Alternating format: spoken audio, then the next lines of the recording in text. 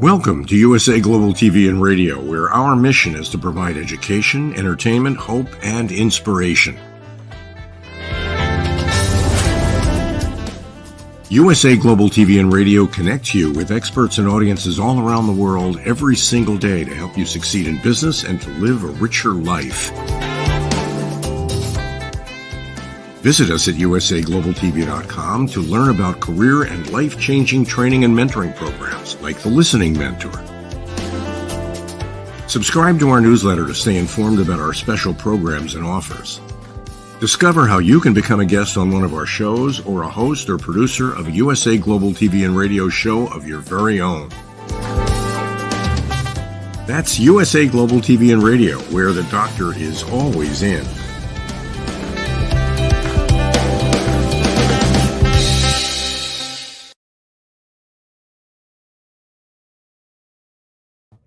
Good morning, good afternoon, good evening. Welcome home to USA Global TV and Radio, where we provide world-class education, entertainment, hope, and inspiration.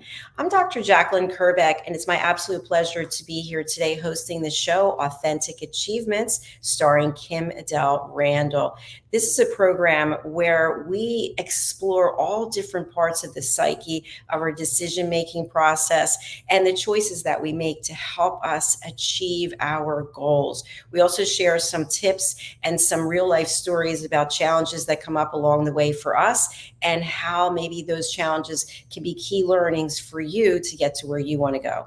The name Authentic Achievements comes from KIM-ADELE Randall's platform that she created and founded, and we're so grateful to have her here with us today. She is a TEDx speaker, she's a coach, she's a mentor, she's an expert correspondent, and she's also an author. Let's welcome KIM-ADELE Randall from London. Hello. Hi, Dr. Jacqueline. How are you? I'm well, thanks. How are you? Really good, thank you. Looking well.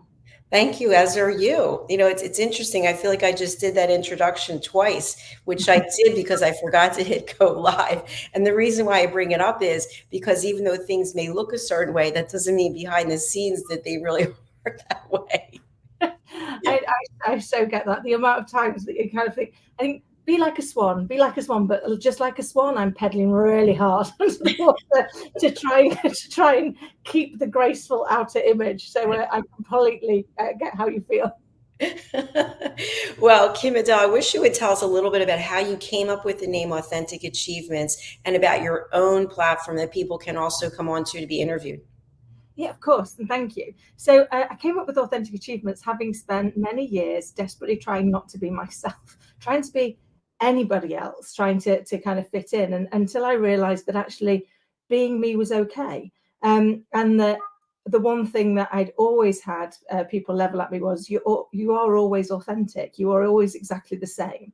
And so I wanted to create a platform where people could come together and learn how to get comfortable being authentically themselves, because that can take a bit of courage sometimes, because you've got to be vulnerable about the things that you aren't good at, as much as be accountable and take ownership of the things that you are. And so it got founded probably about 4 years ago. And then I was really lucky to meet yourself, Dr. Jacqueline, and to join at the start of the USA Global, at that point, Global TV only, wasn't it, journey? And now, obviously, it's expanded to the amazing channel and network that it is now. And I'm super grateful to still be here. And we get to share people's amazing stories. So very often it's just you and I chatting, but sometimes it's other people coming and sharing their authentic experience and their lived experience to help us all find some different perspectives and hopefully overcome any challenges that we're facing on the way to our goals. Absolutely. Excellent points. And we always have such a great conversation. We get lost in the time, that's for sure. Today we're talking about unveiling hidden truths and conversations challenging our perceptions. And I was listening to a song recently, and one of the lines in the song really stuck out for me. And I want to have you comment on it because I think it really goes along with the topic. A fool will lose tomorrow looking back on yesterday. Oh, I love that. I love that. What does that mean to you? I think so often we miss out on opportunities because we're too busy digging into the past of things that have already gone. And it reminds me of that old saying, that tomorrow no longer needs you. So yesterday no longer needs you, and tomorrow isn't promised. That's why the only thing you can focus on is today. It's why they call it the present. And that one's always rung true for me because I was dreadful for spending so much time digging back over my past. Could I have done it differently? Could I have got a different outcome? Could I have changed something? But the reality is I can't go back and change yesterday. It's already gone. And if I'm too busy looking at it, I'll miss the opportunities for today, which will change what happens to me tomorrow. And I think that's kind of what that line in that song's saying, is that actually it's foolish to spend all of our time on our past because it's already gone. We can look at it for lessons. We can look at it for things that, with the benefit of hindsight, we all have 20/20 vision. But that's all we should be looking at it for, because if not, we miss out on the right now. And the right now is going to be the doors that open to make tomorrow a very different day. Absolutely. I love the way that you tie that in. And I think that we do spend a lot of time looking back and also looking ahead and worrying. So I'm interested in how we can take that curiosity to help us grow that sense of wonder, that childlike essence, to grow and try new things. And at the same time, temper that fear of failure. It's so true. I mean, we worry, don't we? We allow the fear that we're going to get it wrong to take over. I mean, how many times have you worried about a particular conversation or a particular situation, and you might have spent days and days worrying about it, and then you have the conversation and go, oh, that wasn't as bad as I thought. It happens to me all the time, and I'm like, so why did I bother wasting so many days worrying about it? Why not, a bit like, they used to say, if you cut yourself and you've got a plaster, you've sometimes just got to rip off the Band-Aid rather than kind of dwell in that moment. And I think it is hard sometimes to have the discipline to say, actually, let me look at what I learned. What was the lesson? And for me, that's one of the questions that when I'm looking back at something that hasn't gone well, I say, okay, what lessons can I take from this? Because then that turns it from being a mistake, a failure, or something that went wrong, to being an opportunity to learn. And that mentally feels a lot nicer, that I took an opportunity to learn than I'm a failure at what I did. Because we only really fail if we stop trying. If we stop trying to take the lessons and reevaluate and make those changes, that's our genuine failure. And when we think about hope and fear, so what we're hopeful for hasn't happened. We have had to imagine that in our brain. And what we're fearful of also hasn't happened yet. We have to imagine it in our brain, the same brain. And so neither one of them is more credible or more likely. But whichever one we choose to focus on is the one that is going to happen, because we're basically programming ourselves a bit like a sat nav to head steaming first straight at what we're directing. So if we focus on the thing we're fearful of, we're more likely to have that thing happen to us. And if we're focusing instead on the thing we're hopeful for, then we're more likely to have that happen to us. And if you think about the feeling of excitement, it's got very similar elements to the feeling of fear. So we get heightened sense of throughout your body. So one trick somebody taught me many years ago was every time I thought I'm scared of something, to instead go, I'm excited about it, and just see how quickly it shifts and allows you to take that step forward. As you use that word excited, I felt this little like dee in my heart, like, oh. So it's interesting because you and I are both single women. You're a single mom. You recently lost your dad. I lost my mom. And we don't have people that are there with us on a regular basis to give us coaching or direction about the choices that we make. And so my question for you is, there are many people out there across the world who are inundated with problems and challenges, whether it's financial, health related, et cetera. And then the two of us, we have our own challenges, but we have to make our decisions based on our gut and our instinct. And sometimes somebody who's inundated with a problem or problems or challenges, and somebody who has tons of opportunity may still view a potential new road as an encumbrance or as something that's terrifying. So how do we get that? We don't have a big backpack full of stuff, right? But other people do, but yet we can end on the same road with somebody else. You can. I mean, you just never know where the road's going to lead you. And if life's taught me anything, it's that it regularly will give you a plot twist. And I choose to use the term plot twist because I love reading. And a plot twist often, whilst derailing you in the moment, ends up making total sense at the end of the story. And so I trust that any plot twists that comes my way are going to make sense somewhere in the future rather than allow them to derail me right now. And for me, I have to break things down to be relatively small. So, I can't always solve the whole problem. I can't always see how I'm going to get past whatever that plot twist is. And so what I choose to do, and for me so far, it's worked. It's got me through quite a lot of life's challenges, as we know. But it is to go, what one step can I see? Like, even if it's a small, even a seemingly insignificant step, what step can I see? And I make myself take it, because with every step, we change our viewpoint. Something else comes into view, and when we start to move forward and we move further away from the challenge that we're facing. And so I remember at one particularly, turbulent time in my life, I just separated. I was just about to go into hospital. I'd just become a single mum. And I had a friend say to me, I can't decide, Kim, if you're incredibly strong and incredibly stupid. And so I'm going to go with both in equal parts, probably. And she was like, I don't understand how you're still going, how you're still smiling, how you don't seem to have let this dent you. And I was like, well, I can't solve all of that. It's too big. I said, so all I'm focusing on is what is the one thing that I can do right now that I can focus on. And for those first few weeks, sometimes it was adulting appropriately and well for 12 hours. It was like being there and making sure that my little girl was looked after and fed and loved and nurtured, and making sure that I did my job, and the team that I was leading had everything that they needed. And it's like, if I can get through that for that 12 hours, then that's good enough. That's good enough for right now. And once you've done that for a few days, actually you start to be able to add a little bit more in. It starts to become less of a challenge. But I think sometimes we get stuck trying to solve the whole problem before we take the first step.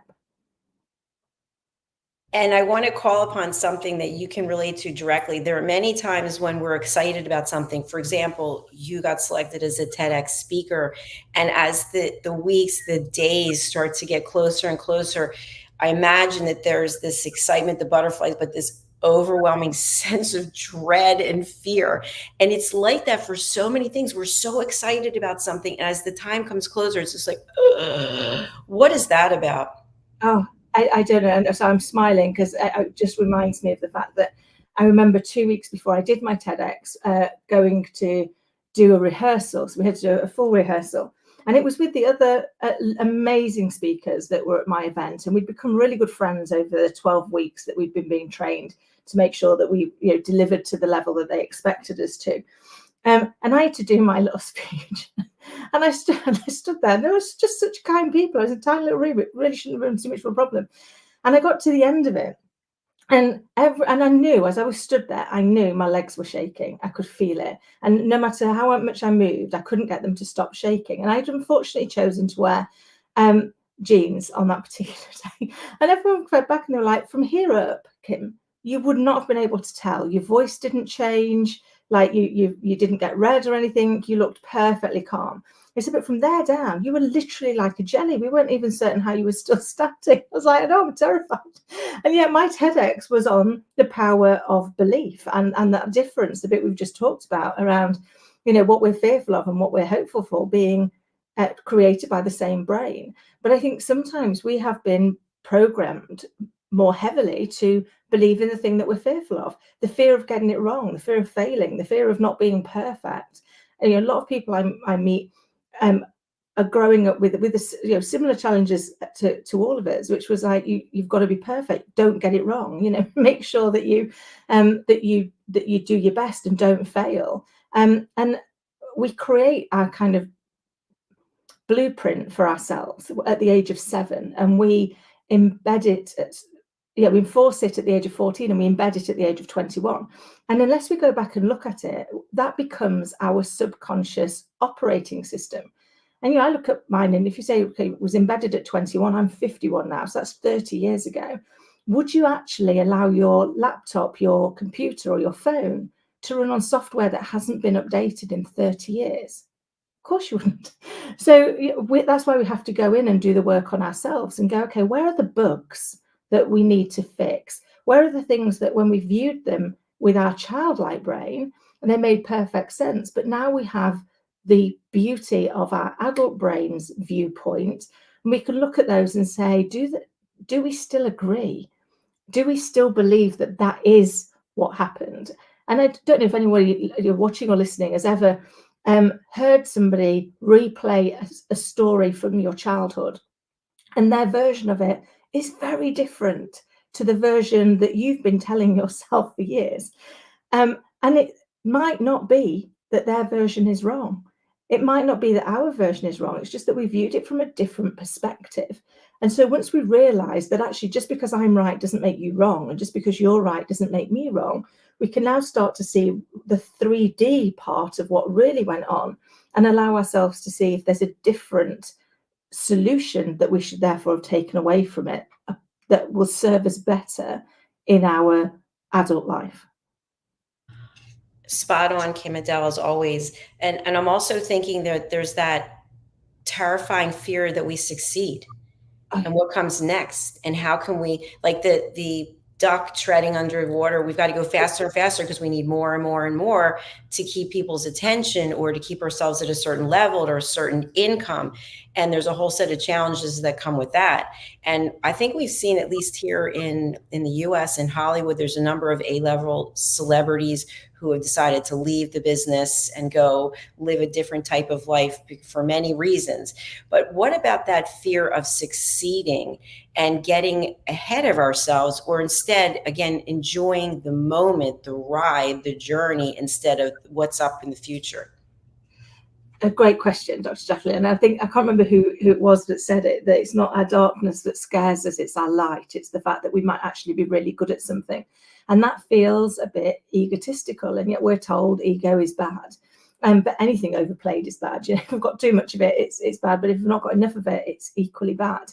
And I think we do worry. We worry that, if we do succeed, people might think we think more of ourselves than we should, or that they're going to expect more and more. And will we be able to continue to succeed, or will we be a one-hit wonder? And then how will people view us? And is it harder to have had the success and then lose it than it is to have never had the success? So we spend all of our time mapping out these scenarios and questioning ourselves before we get anywhere. We kind of almost risk assess everything we're ever going to do, and then we're going to take action based on our risk appetite. And each of us will have a different risk appetite.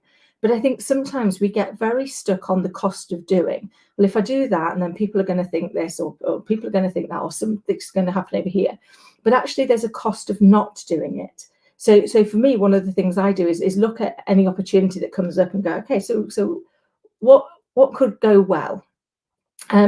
and what could go badly. And which one of those do I think is most likely? And also the one I ask myself all the time is, what's the worst that could happen in either it going really well or it going really badly? What's the worst that can happen, and can I live with it? Because that helps me decide whether it sits in my personal risk appetite. And it's interesting about our perceptions, and obviously that's what we're talking about on the show, but we tell ourselves all kinds of things. And we very often tell ourselves that other people are going to think or say them, but we've not asked those people if they're going to think or say them. And I remember many years ago, it's probably about 25 years ago now, I was asked as part of a self-development thing to go and ask people, friends, colleagues, family, people that I knew and trusted, to be really honest with me and say, can you tell me one or two things where you see those as my strengths? And could you also tell me one or two ways where I get in my own way, where you go, I wonder why she does that? And I really need you to be really honest with me, because I'm trying to develop myself and continue to grow and evolve and get better. And it came back from people almost unanimously that I was brave and fearless. And I was like, I just don't get that. I live in fear all of the time, fear that I'm going to look stupid, fear I'm going to get it wrong, fear that people think I shouldn't be there.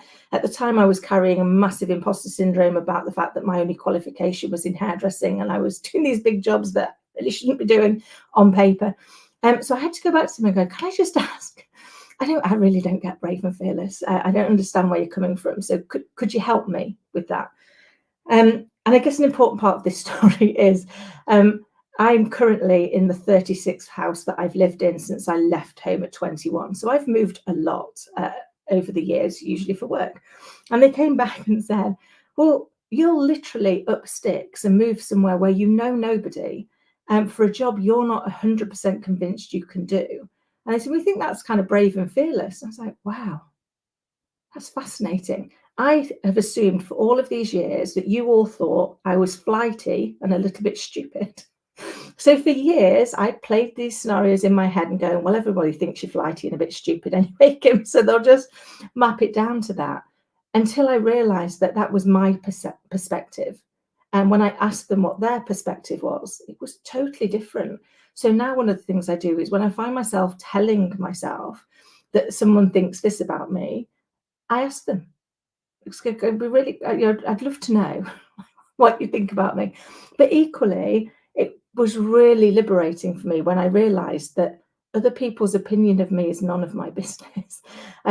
My opinion of me, making sure that everything I do, I did for the right intention, that that I was trying to do the right thing. I was trying to be kind. I was trying to be honest. I was trying to add value, which is part of my mine and Scarlett's family mission statement, which is to live a life of passionate curiosity and pass thoughts, words, and deeds through the lenses of, is it kind, is it honest, and does it add value? And once I kind of done that, it allows me to make better decisions that fit with my value set. Now, that doesn't mean I never get it wrong. Even though my intention's right, doesn't mean to say my impact can't be off.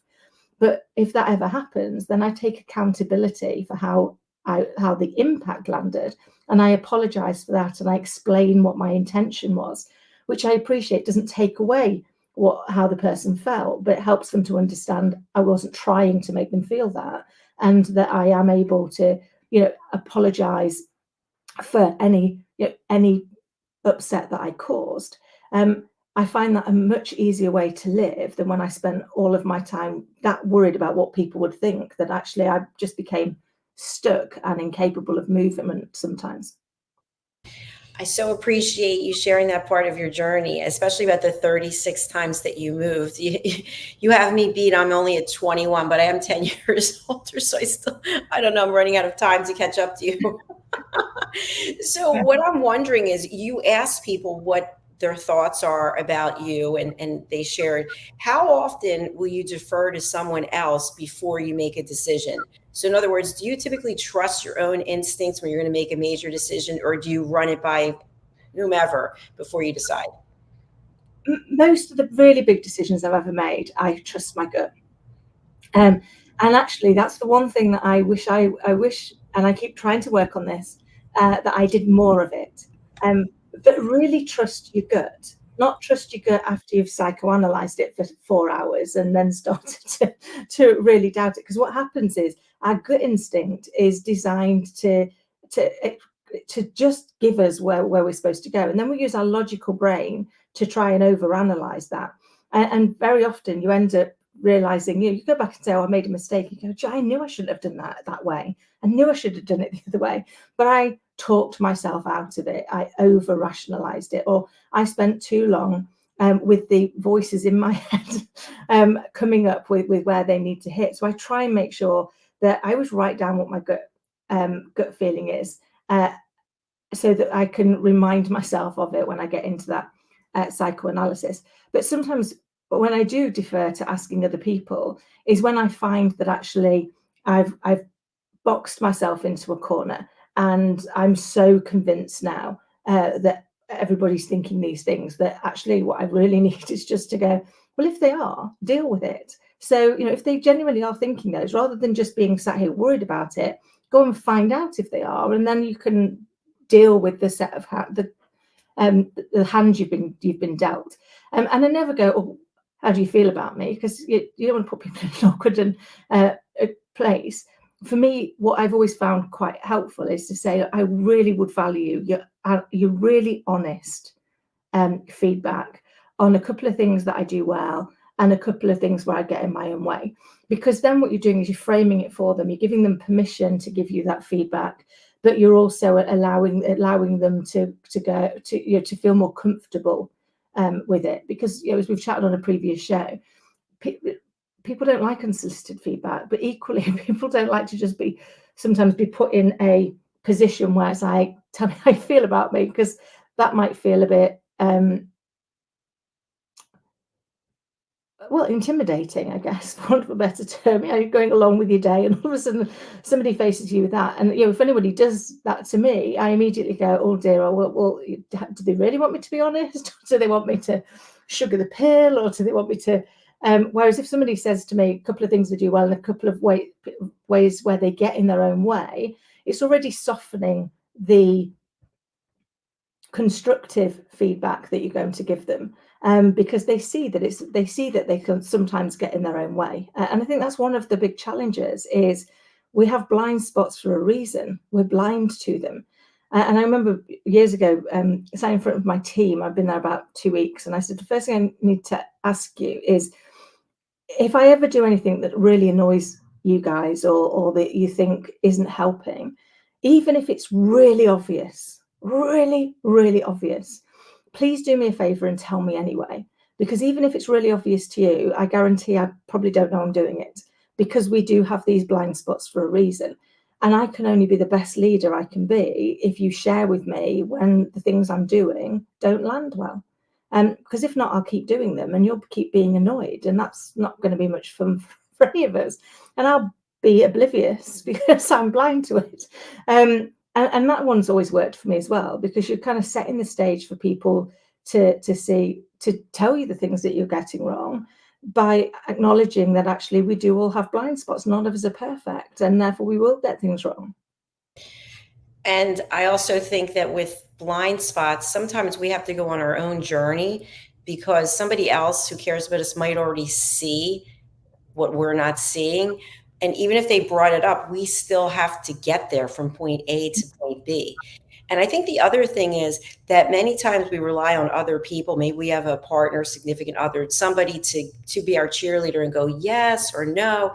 But what I found is, by taking the journey by yourself, you may end up exactly the same place as you would have if you had taken the journey with someone else. And yet you had so many other steps that you had to go through to get the approval and have the conversations. So I think we should listen to our intuition, because in truth, none of us know where it is we're supposed to end up. And so how can person A know what's best for me, or person B know what, because I don't know what's best for them. And I think that also goes into something that we've talked about before, which is solving problems for other people, especially when they're not asking for a solution. Yeah, it's right. We're all on our own path, and therefore we can learn from other people's lived experience, but it doesn't mean to say that is going to work the same for us, or that their destination is the right destination for us. We've got to, as you say, we've got to take the journey, and we've got to go inward on that and say, how does it feel? Does this feel right? Are we living in a place of joy, or are we living in a place of fear and lack and loss? And if that's the case, how do we change that? How do we alter it? Because we're supposed to be living in a place of joy as much as we possibly can, doing the things that bring us joy, being with the people that bring us joy, and that could be very different. I've got lots of friends who've got amazing lives, but they're not the ones I would. They're not the ones I would. They wouldn't be my journey, but I love that it's their journey. And so you are absolutely right. You do have to bring that in, and we do all have people that will come up and kind of should all over us. You should do this, you should do that, you should do the other. And I'm like, well, I never tell anybody what they should do, because it's their choice what they do. I might give them some options of things to consider, but never that they should do it. And we've chatted before on that. When people tell you what you should do, they're really talking to themselves about something that's going on in their world.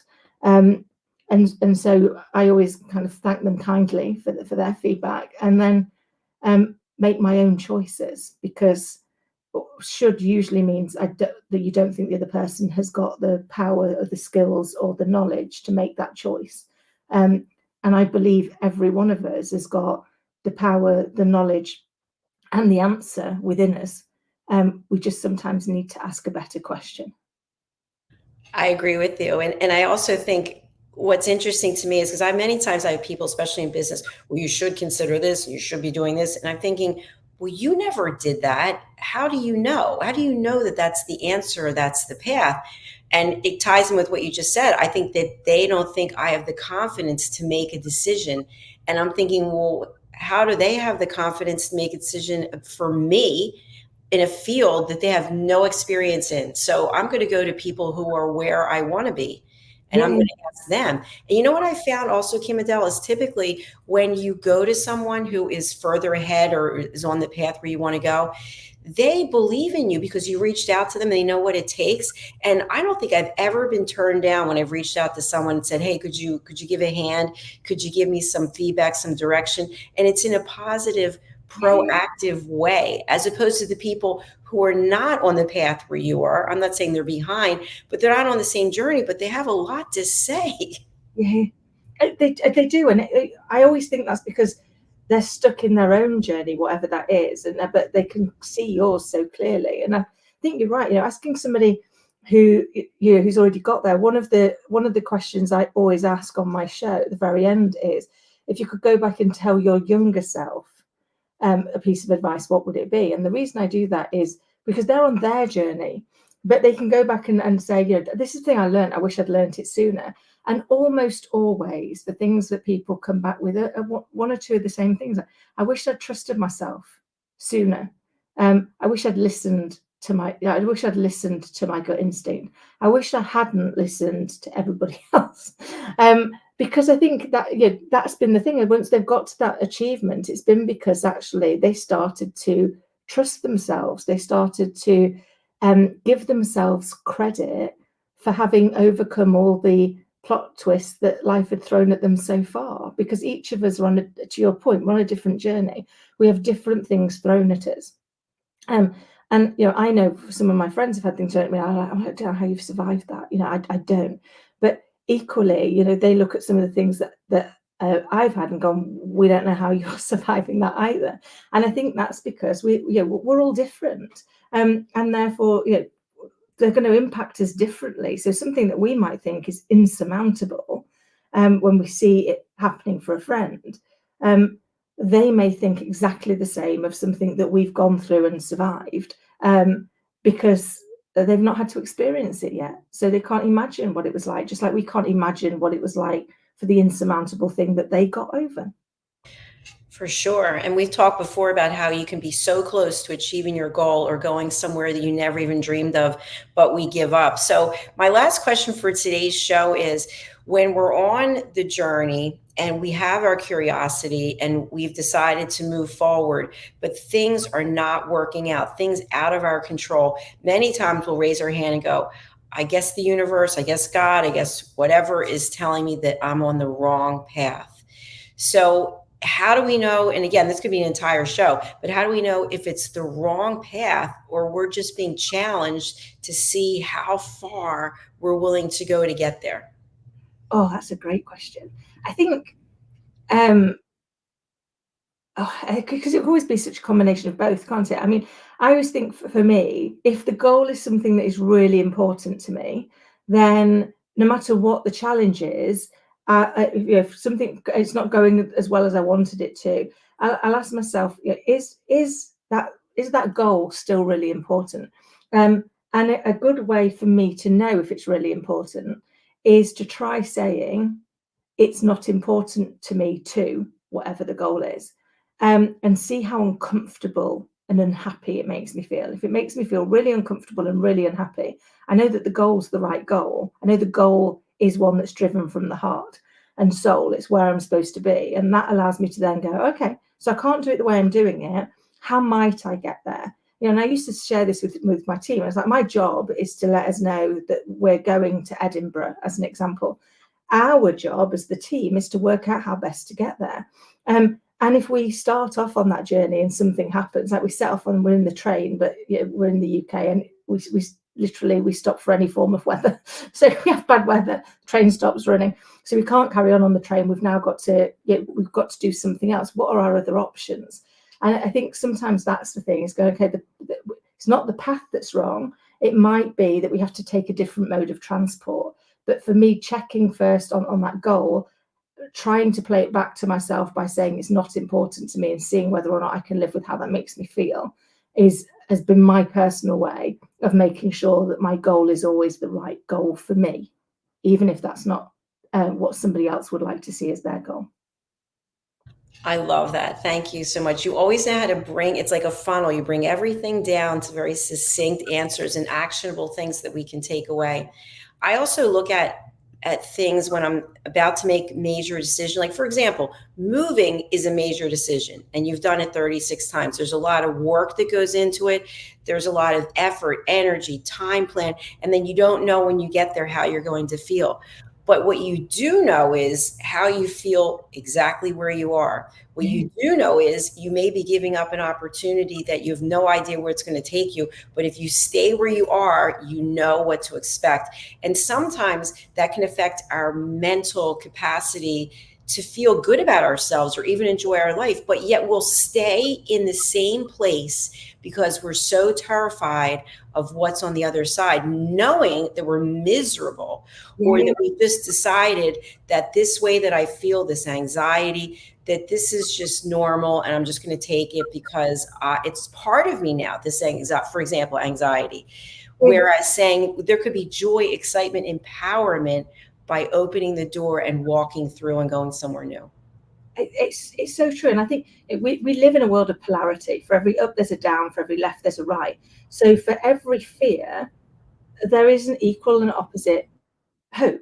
That is, a chance that it could go well is just as big as the chance that it could go wrong.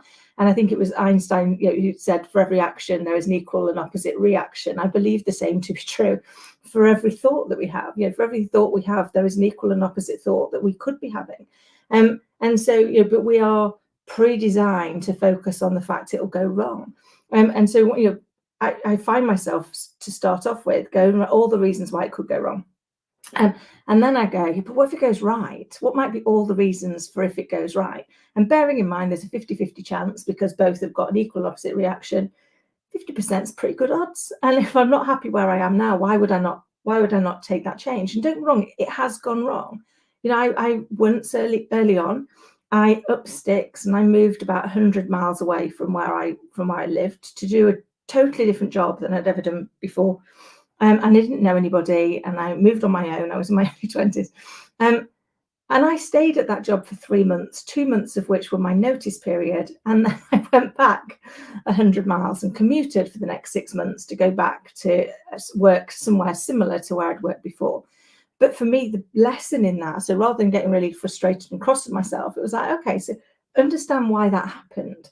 And I realized that actually I was that miserable where I had been working that instead of running towards the job I wanted, I was running away from the job that I had.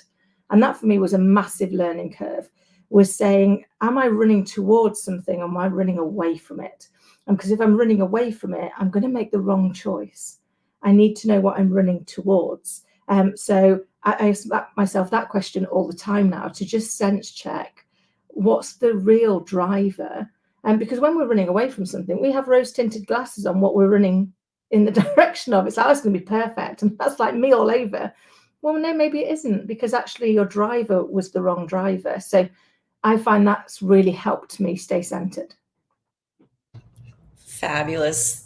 I just love doing this show with you. And I have to share with you that I've taken the last 6 months or so to think about a major decision that I'm going to make. And now I'm going to actually put the steps in action to accomplish it. And this show is in perfect timing with me, because I'm at that point where, you start to look back and go, I don't know, I could still be safe over here, but I already decided I'm going there.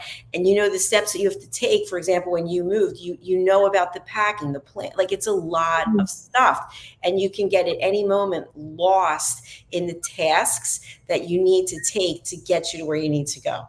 It's so true. And yet when you get there, even in that one that I did that went horribly wrong, I learned something major. I learned something that helped me make all the future decisions go much better. And so I'm super grateful for that one. And you kind of, when you get there, it's like, it is exciting. It is, it can be terrifying, but it is equally exciting. And the one thing life will never be, if you're willing to push yourself outside of that fear, is you'll never be dull. And for me, that's got to be my aim in life, is, that it's not dull. It's so exciting, especially all of the experiences you've had. How can people reach out to you, and what's the best way to get scheduled on your platform, Authentic Achievements, as well as here? Of course. I love people getting in touch, so please do reach out. You can get me on LinkedIn. I'm on most social media as KIM-ADELE 10. You can come along and have a look at our platform, which is authenticachievements.com, or you can email me directly at either kim@kimadelerandall.com or kim@authenticachievements.com. And you can book on to come onto this show by visiting USA Global TV and Radio and finding this show in the schedule to book on. But if you've got a story and a lived experience that you think you could share that will help other people to have different things to consider when they're facing their own journey, we'd love to hear from you. Thank you so much, KIM-ADELE. I know you had a very busy day today and you had to make time to get back to do the show, so I really do appreciate it. And we'll look forward to seeing you in 2 weeks. Yeah, absolutely. I'm looking forward to it, and I will see you then, and safe onward journey. Thank you very much. Have a good rest of your day. Bye. Bye. Please do reach out to KIM-ADELE Randall. She's been with me for 4 years on this platform, and she adds so much knowledge, expertise, and experience. If you'd like to be a guest on any of our shows, just go to usaglobaltv.com/book your session. We're signing off for now. We've got a whole day full of shows. So wherever you are watching, we'd love to have you as part of our YouTube channel family. We have 2 YouTube channels, USA Global TV and Radio, and also Dr. Jacqueline Kerbeck. So if you can subscribe there and then hit the little bell, and then you'll be made aware of every time that we're going live. So thanks again for joining us. We're closing out now, and we look forward to seeing you again later today for the Corner Bookstore. Bye. This program has been brought to you in part by Zane Carson Carruth, etiquette and protocol expert, international award-winning author, television show host, and philanthropist. Thank you to Zane, our official diamond sponsor for USA Global TV and Radio in partnership with E360 TV. Zane is the author of The World's First Tooth Fairy Ever, as well as many other children's books. She's also the television host of Elegance, Polished Demeanor, and Posh Living, seen on USA Global TV and Radio.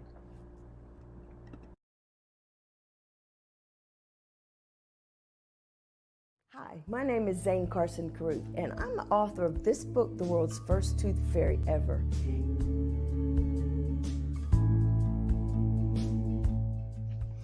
Reading is magic. Studies have shown that reading to your children lays the foundation for greater success in life.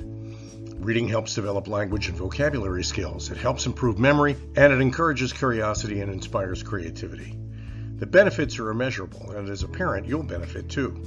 In only 10 or 15 minutes a day, you'll be creating warm memories and a bonding experience that will last for years to come. So take time to read to your children. Read them books about things that engage and interest them. Tales of fairies and magic fascinate children, and as everyone knows, the Tooth Fairy is at the top of the list.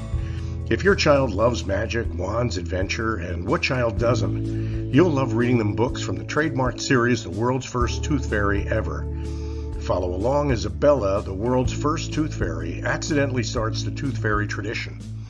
Learn the tricks of being a professional tooth fairy in the book, Bella Starts a Tooth Fairy School. Your child's imagination will soar as you read the adventures of Bella and her magic wand.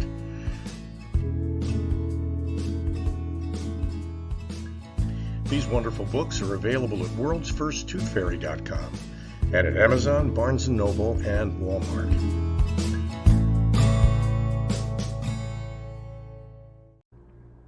To learn more about Zane, contact her through her website, zanecarruth.com, ZANECARRUTH.com. Order Zane's books and merchandise. Contact her about being a keynote speaker at your next event.